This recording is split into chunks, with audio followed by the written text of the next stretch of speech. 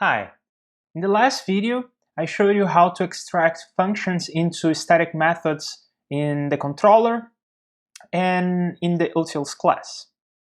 Now I want to move on to extract more interesting objects. And the object we are going to extract this time is the object that refers to rendering the game board. And that has to do with the render function and also with this part that is loading the initial board. So we are going to extract these two responsibilities into its own object. And I'm going to call this object the game element. Why element? Well, because it's an element, an HTML element in the page. So that's to distinguish the game that is modeling the game rules that will come later. So for this guy, we have a load method, and the load method is going to do this part. Okay, so I'm going to extract this. Now this is going to be game element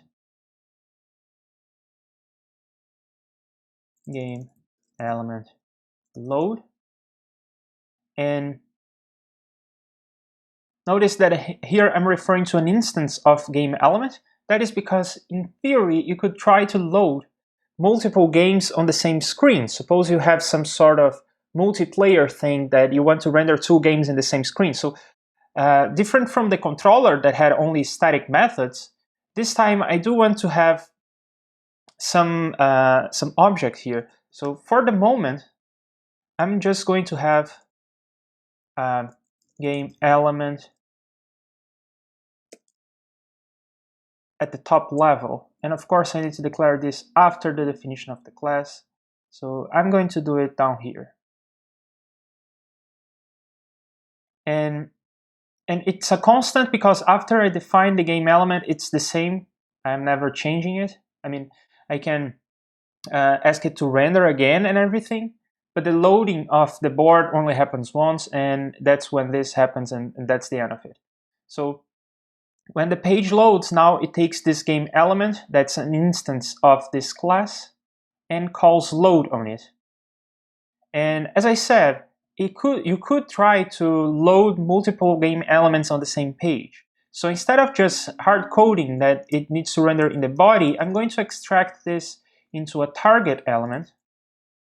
And when we call load, then we pass that as an argument. So now we can render the game element multiple times in different targets.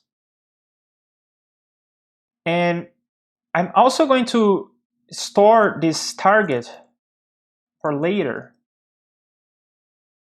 to use on another method. And this method is going to be the render method. And it's similar to this guy here, board, is the argument. And I do this part. So exactly, I'm just exactly extracting the render function, okay? And now again, instead of looking up the buttons in the document, I'm going to look up the buttons in the target. That's why I stored target for later.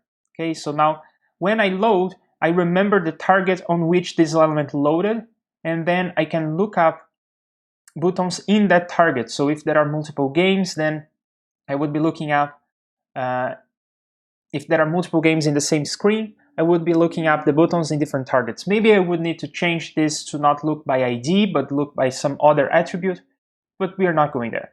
At least the foundation is here. Now we have the possibility of having different games on the page. Next, what we want to do is to call the render function correctly. So we are calling the render function here. Now we no longer call the render function at the top level, that is gone. So we are going to call it on the game element render. And we pass the board as usual. So this part is the same. And now we can render this game element. Well, notice how this game element really refers to the whole game. And the game could have other things besides the board. It could have a move counter, for instance. Anytime you click on a light, it increments that counter. So it would be more appropriate to, instead of receiving the board as an argument, we receive the game as an argument. And anytime we need to refer to the board, we just say game.board.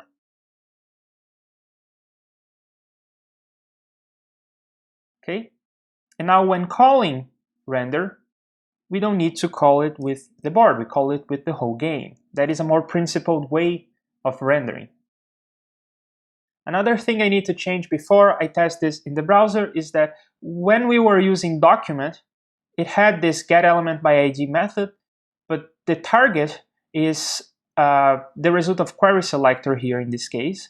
So the target doesn't have the getElementById method. It does have a query selector, and if we use the sharp symbol, then this is selecting an ID. That's the selector for IDs. So now we can save this, go back to the browser and test if this is still working, and it is. The board shows up and I can move, I can cheat, I can create new games. It's all working. So at this point, we extracted the game element.